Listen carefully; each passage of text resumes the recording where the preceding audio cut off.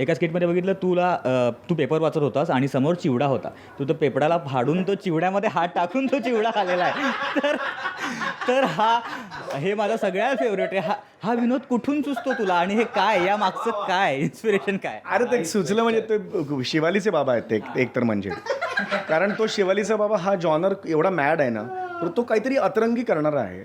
त्याचा मी जर विचार केला, मी जेव्हा लिहायला बसतो स्किट, त्यावेळेला मी त्या शिवालीच्या बाबांच्या मेंदूत जातो आणि विचार करतो की आता शिवालीचे बाबा काय करतील. एकटे घरी आहेत ते, मग ते काय करतात, खिडकीत जातात आणि सगळ्यांना ए जोशी ए टाकलं आणि खाली.